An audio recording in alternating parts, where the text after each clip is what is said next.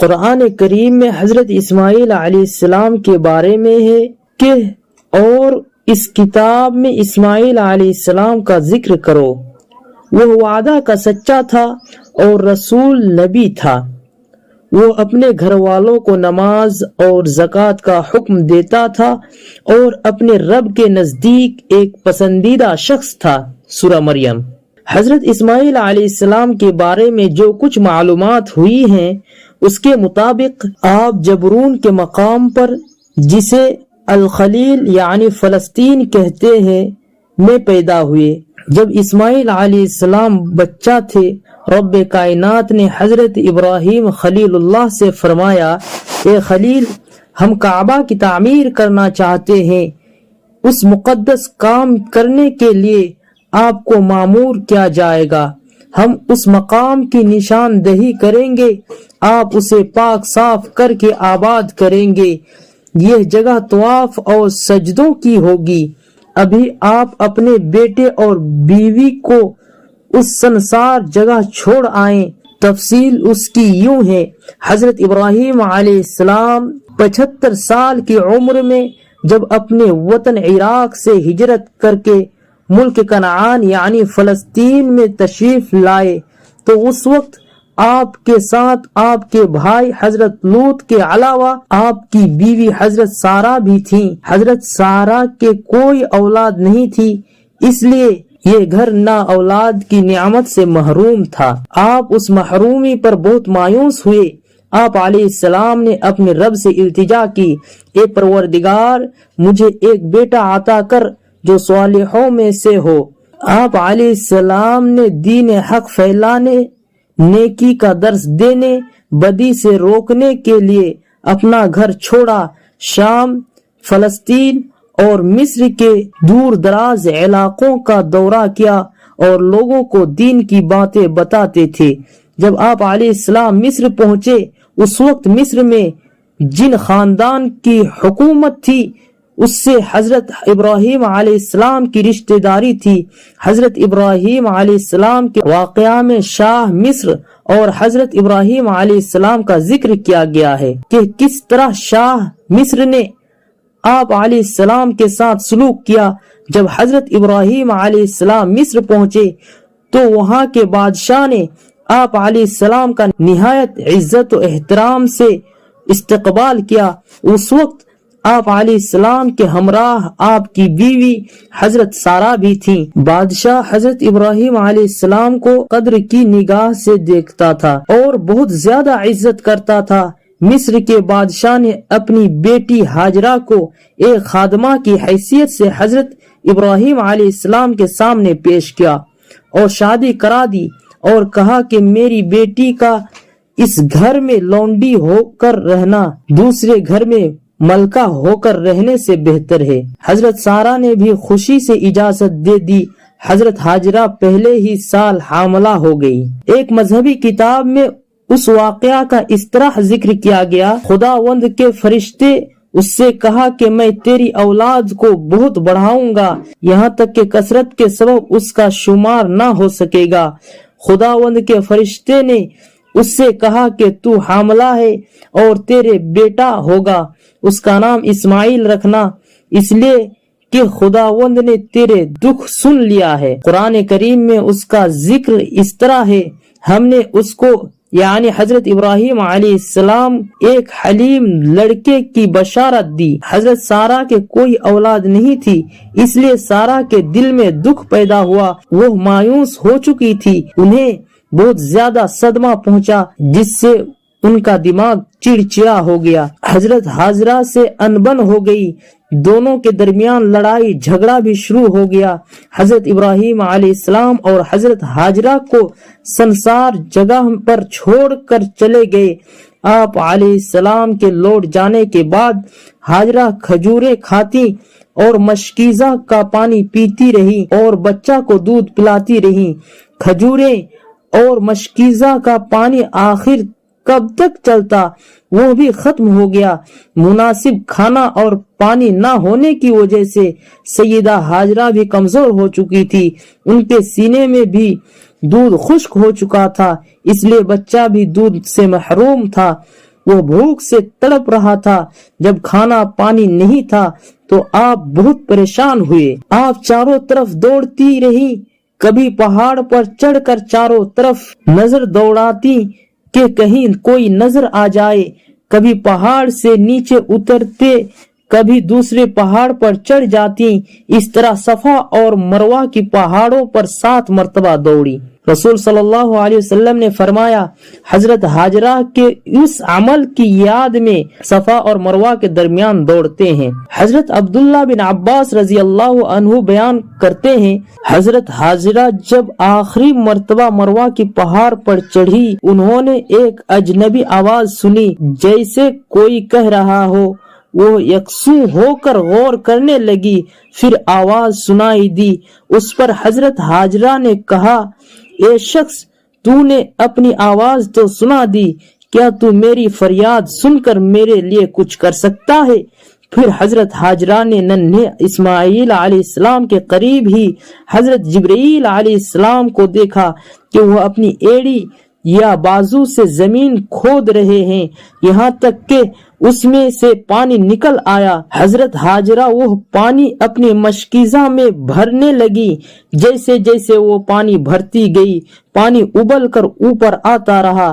نبی کریم صلی اللہ علیہ وسلم نے فرمایا، اللہ اسماعیل علیہ السلام کی ماں پر رحمت فرمائے، اگر وہ زمزم کو اسی حالت میں چھوڑ دیتی تو زمزم بہتا ہوا چشمہ ہوتا۔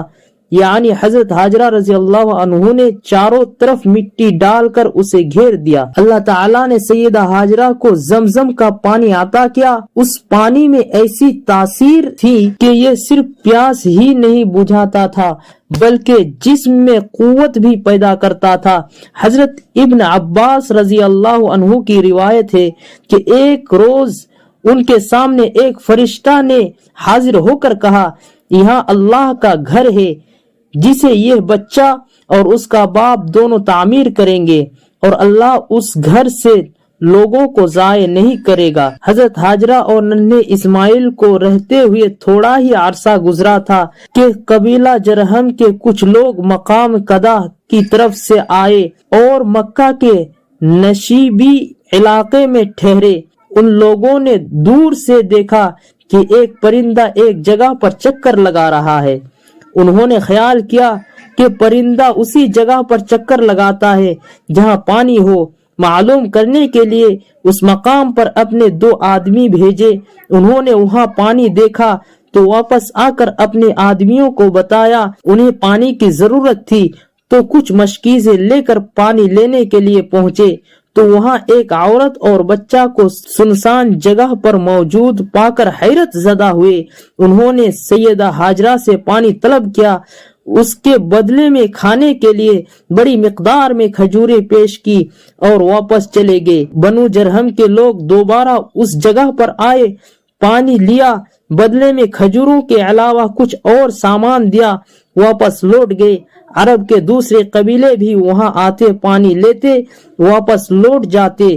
چونکہ عرب کے لوگ خانہ بدوش کی زندگی گزارتے تھے، اس لیے وہاں آمد و رفت رہتی تھی۔ ایک مرتبہ پھر بنو جرہم کے لوگ آئے، حضرت ہاجرہ سے رہنے سہنے کے لیے اجازت طلب کی۔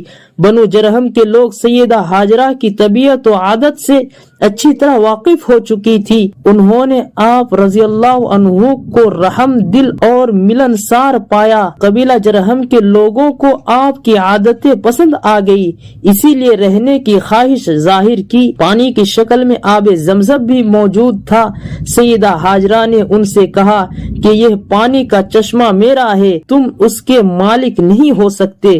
جرہم کے لوگوں نے شرط منظور کر لی۔ رسول صلی اللہ علیہ وسلم نے فرمایا، اس جرہمی کردہ نے اسماعیل علیہ السلام کی ماں کو ملنسار پایا۔ وہ خود بھی چاہتی تھی کہ کچھ انسان یہاں آباد ہوں، چنانچہ وہ لوگ وہاں ٹھہر گئے اور خاندان کے دوسرے لوگوں کو بھی وہاں بلا لیا، یہاں تک کہ کئی گھرانے وہاں آباد ہو گئے۔ حضرت اسماعیل علیہ السلام انہی لوگوں میں پلے اور بڑے ہوئے، انہی سے عربی زبان سیکھی، حالانکہ حضرت ابراہیم علیہ السلام کی زبان عبرانی تھی، عربی نہیں۔ حضرت ابراہیم علیہ السلام نے سیدہ ہاجرہ اور ننھے اسماعیل کو اس سنسان وادی میں چھوڑا تو وہ بے یار مددگار تھے، انہیں ہر طرح کے مصائب اور خطرات کا سامنا کرنا پڑا، کوئی دلاسا دلانے والا بھی نہیں تھا۔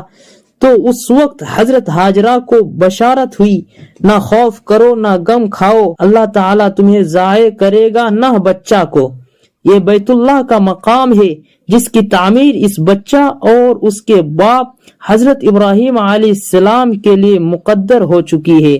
اللہ کے خلیل نے اللہ کا گھر بنانے کے خاطر بے مثال ایثار کیا۔ آپ کے گھرانے کے 2 افراد نے طرح طرح کے مصائب جھیلے۔ آپ علیہ السلام نے اپنے بیٹے اور اس کی ماں کی مقدس گھر کے قریب لا بسایا تاکہ دعوت اور اللہ کا دین پھیلانے کا مشن و مقصد کامیاب ہو۔ حضرت ابراہیم علیہ السلام کے زمانے میں اور ان سے قبل بھی لوگ بتوں کو خوش کرنے کے لیے انسانی جانوں یا بعض موقع پر جانوروں کی قربانی کیا کرتے تھے۔ ان کا خیال تھا کہ ان کا معبودان سے قربانی طلب کرتا ہے، اگر ان باطل معبودوں کو خوش کرنے کے لیے قربانی نہ دی جائے تو ان کا معبود ناراض ہو جاتا، ان پر طرح طرح کی مصیبتیں نازل کرتا۔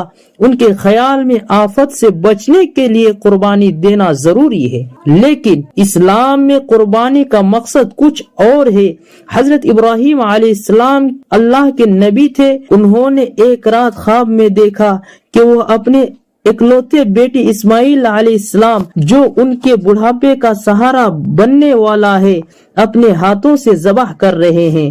قرآن مجید میں اس کا اس طرح ذکر کیا گیا ہے، پھر جب وہ لڑکا یعنی اسماعیل علیہ السلام دوڑ دھوپ کرنے کی عمر کو پہنچ گیا تو ایک روز ابراہیم علیہ السلام نے کہا، بیٹا میں خواب میں دیکھتا ہوں کہ میں تجھے ذبح کر رہا ہوں، اب تو بتا تیرا کیا خیال ہے؟ اس نے کہا، ابا جان جو کچھ آپ کو حکم دیا جا رہا ہے اسے کر ڈالیے، آپ انشاءاللہ مجھے صبر کرنے والوں میں پائیں گے۔ آخر جب ان دونوں نے سر تسلیم خم کر دیا اور ابراہیم علیہ السلام نے بیٹے کو ماتھے کے بل گرا دیا تو ہم نے اس کو ندا دی، اے ابراہیم تو نے خواب سچ کر دکھایا، ہم نیکی کرنے والوں کو ایسی ہی جزا دیتے ہیں، یقیناً یہ ایک کھلی آزمائش تھی اور ہم نے ایک بڑی قربانی فدیہ میں دے کر اس بچے کو چھڑا لیا اور اس کی تعریف ہمیشہ کے لیے بعد کی نسلوں میں چھوڑ دی، ہم نیکی کرنے والوں کو ایسے ہی جزا دیتے ہیں، یقیناً وہ ہمارے مومن بندوں میں سے تھے۔ خواب کا مطلب واضح ہے، انہوں نے دیکھا کہ وہ بیٹے کو ذبح کر رہے ہیں لیکن ذبح نہیں کیا۔ لڑکے سے پوچھنے کا مطلب یہ تھا کہ واقعی وہ لڑکا صالح اور نیک تھا یا کہ نہیں۔ جب لڑکے نے کہا کہ اگر اللہ کا حکم ایسا ہی ہے تو کر ڈالیے، لڑکے کا جواب یہ ظاہر کر رہا ہے کہ وہ باپ کا فرما بردار اور خدا کا حکم ماننے والا ہے۔ اس کا مطلب یہ ہے کہ حضرت ابراہیم علیہ السلام کی دعا پوری ہو گئی۔ قربانی کا یہ واقعہ مینا کے مقام پر پیش آیا، اس وقت سے اسی تاریخ یعنی 10 ذی الحجہ کو اسی مقام مینا پر اس واقعہ کی یاد مناتے ہیں اور جانوروں کی قربانیاں دیتے ہیں۔